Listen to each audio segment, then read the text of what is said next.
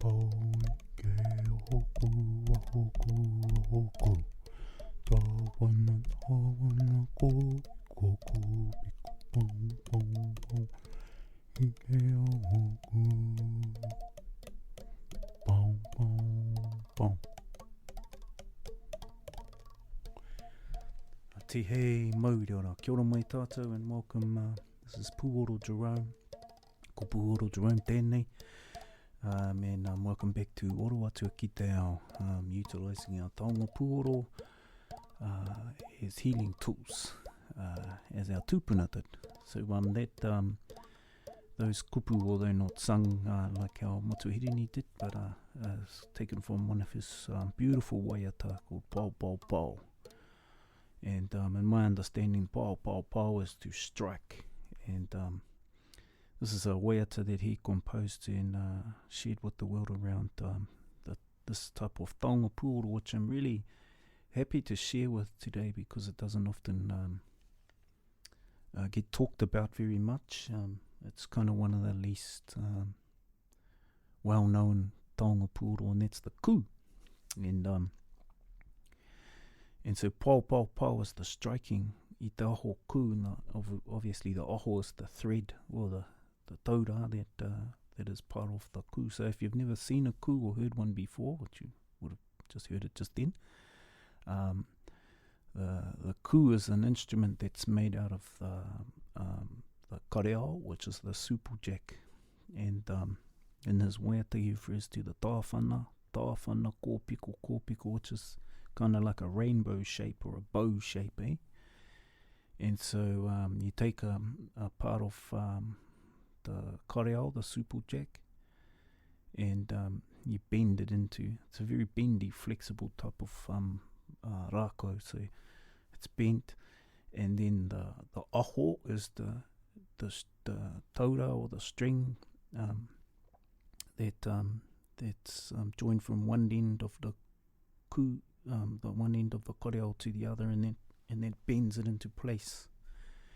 And so yeah, the aho's the aho ku, the aho is keeps it in that bend shape, and then the pau pau is used through the pau or the striker, and that is this one that I'm using today is made of albatross wing bone, and so you strike that on the aho.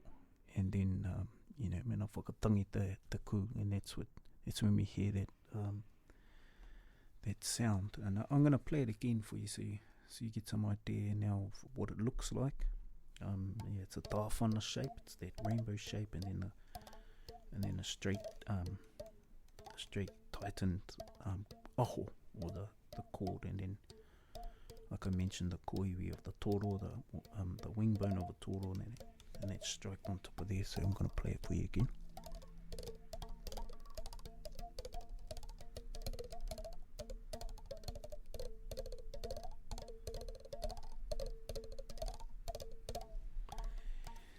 Yeah, so that's the ku. Now the aho, these days, when you see the aho, it's usually it can be muka or some other type of cord like that, but quite often you'll see the ku, and I've used them in this way too, is some type of modern type of string, builder's cord or something like that. But I was really lucky to meet some whānau, Inuit whānau, one time when I was doing some mahi in New York quite a few years ago, and they still had that technique of creating the aho from the puku of a whale, or the tora.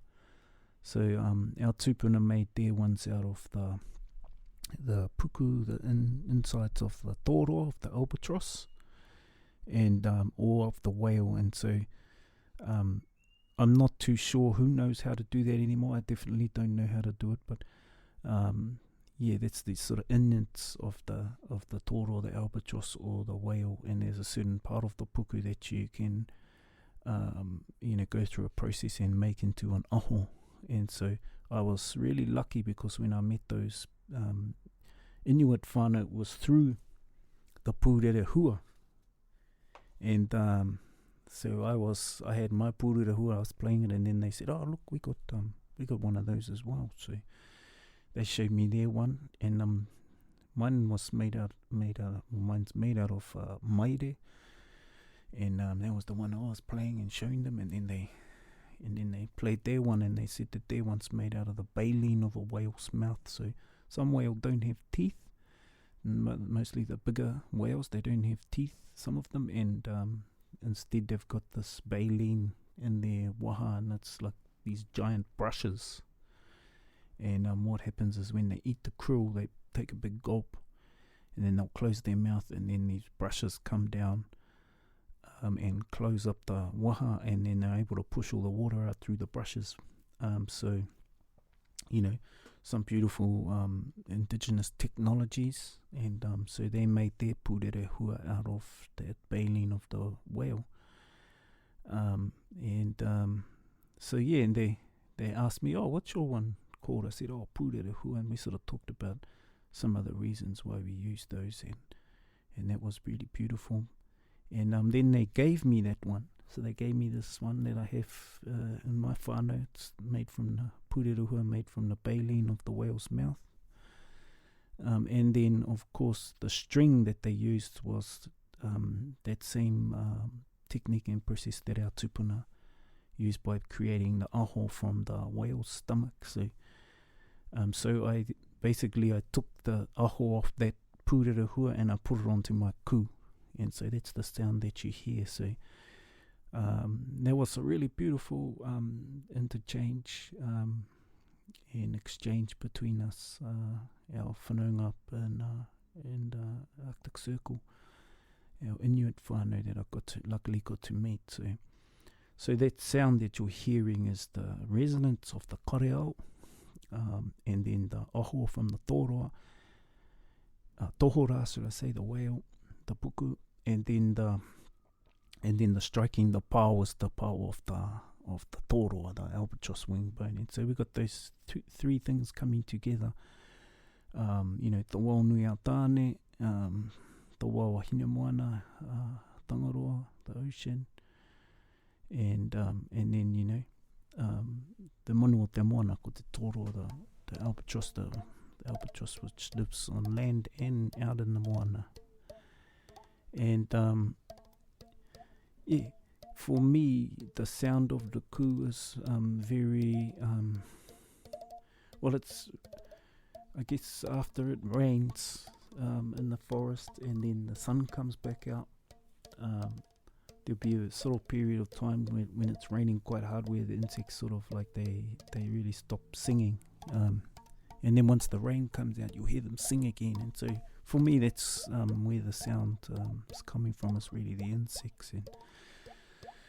And what's really interesting is when I'm looking into the kupu ku, that reminds me of our whanaunga in Wananuiakiwa, when they refer to ku is one of their atua of just like our tu matauenga, but then up there they call their one ku. And there's a really big atua there in Hawaii,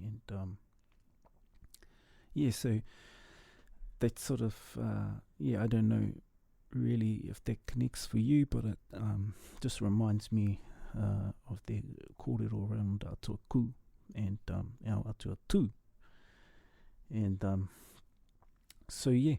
how I utilise the ku is really connecting in with that sound of the ngarara, of those insects, and then when I'm playing, I'm sort of like listening to those rhythms of all those different ngarara that make their different clicking and tapping and those sounds, the manu kihi,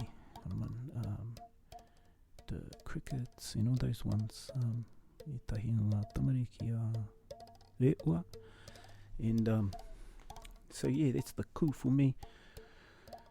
When you open and shut your mouth, it kind of changes the sound a little bit, and if you bend the bow as well, that's when you get that really beautiful change of sound. And so I like to play with that and utilize that alongside karake and ruruku if I'm going into the ngahere. And so I'm going to play it one more time, and of course, I'm using my heart, I'm using my breath and breathing as I'm playing, and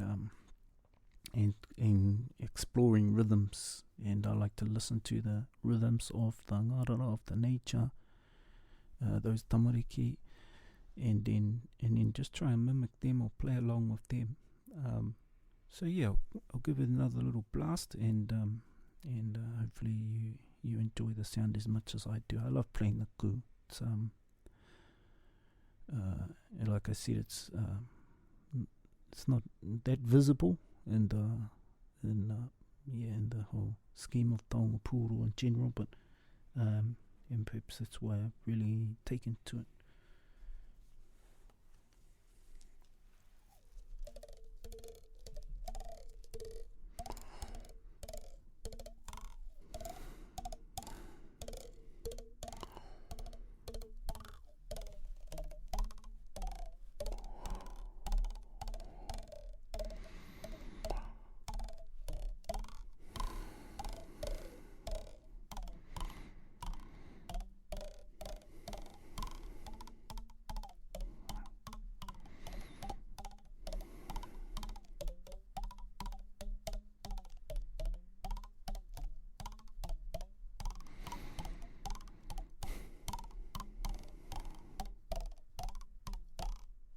Yeah, so that's a beautiful tangi of the ku, the karangata ku. Yeah, as I mentioned, I love playing the ku. It's always when I first found out about it, and then I went out and made me one. I was always very fascinated and loved that sound, and I'd just play for a long time, just sitting there.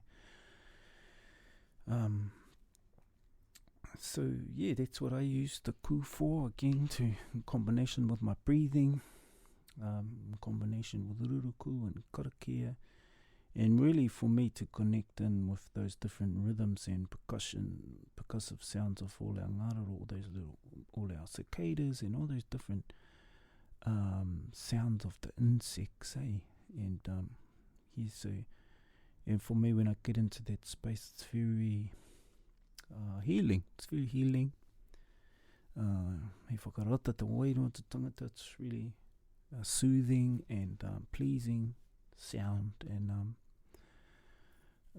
you'll see different types of ku all throughout the world, and with indigenous peoples. I've seen them in Brazil with some of the First Nations peoples there. Yeah, all over the place. Africa. What else can I say about the ku? Well, that's about it for now, in case I think of something else. But yeah, I just really wanted to hei whakanui tēnei Taonga Puoro o te ku, and yeah, the other one that's quite similar for me, and again another one of those ones that's not that visible, and is the Roria, and so Roria is a slither of wood. And this one's a matai, and it's sort of played in the same way as the ku. You've got to push it and sort of on to your jawbone of and then you're using your waha as a reverberator or a resonator or something like that. But yeah, the sound goes into your waha and comes back out, and so you can sort of open and close your mouth, and then that changes the sound. Matua Hirini's beautiful waiata that he wrote about the ku sort of gives reference to there's a parane kia mau te ua, when the rain clears and the sun's coming back out. Well, that's sort of what I can take from it and what it means to me. So yeah, I thought I'd talk about these two together, because the rori actually is making the sound of the māturuturu and the wai and the raindrops in the forest. One thing I really love to do, and was, if I travel down the Awa Tupua Wanganui, is listening, well, the rangi tikei. I like to listen to the water drops on the banks of the river. And, that happens again after the rain, and usually the rain will come down out of the ngahere and then come down onto the banks, and then there'll be these beautiful percussive sounds of raindrops. So that's the Roria, and I'm going to play it now so you can hear it. It's really mimicking or making the songs of the rain.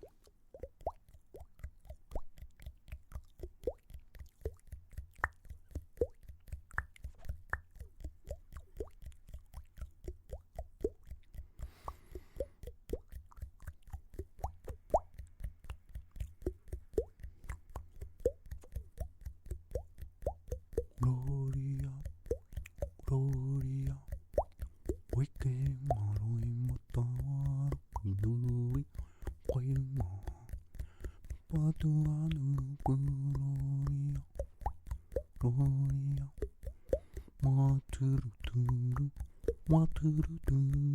rori, Roria.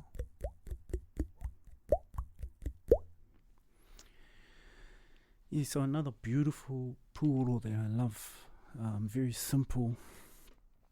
You can, often if I'm talking with tamariki and I'm sharing with them the roria, I'll say to them, hey, next time you're eating an ice block, get your stick from the ice block, give it a clean, and then hold one side of the ice block stick with your thumb and your index finger, hold it quite tight, then put the stick across the rako, across your mouth, waha there, and then at the other end of the stick you're going to pluck it with your index finger, and open and close your mouth, and then you'll get that water drop sound too. So roria can be made from any kind of slithers of wood that you might find in the ngahere, or you can make them from kareao, from the superjack. You can make them from koiwi, from bone, from toroa, all sorts of very simple but powerful puoro. And one kōrero I heard was our tupuna would use the roria when they were warring, and particularly in the opetau, there would be people in there that would have the roria. They're only small and easy to tuck away, and when they knew that their huariri, their enemies, were coming in close, they would get underneath the ground foliage of the ngahere, and under there some of them would play their roria, and that was a way that they could communicate with each other without having to speak, and it mimicked the sound of the water drops in the ngahere. So as far as the other ope was concerned, it was just a water drop sound, but that was how some of our tupuna communicated with each other. So yeah, I mean, let's move left, let's move right, and different tohu, different sound for different meanings to move here and there, or left and right, or whatever. Let's retreat. Such a beautiful taonga in terms of healing and self-healing, and how we might use those for ourselves and our whānau. It's really, for me, the main one is to really get back into the ngahere, or sit down by the banks of the awa, in those spaces where the sound comes from, and just really listen and play along as part of the orchestra of nature, so that's how I utilize those these two beautiful taonga. So there you go, we got Ku and Roria, and I hope you enjoyed that. Kōrero poku tēnei, mingare, nui te aroha kia koutou katoa. Thank you for listening, and lots of aroha to you all. Ka mau te wehe.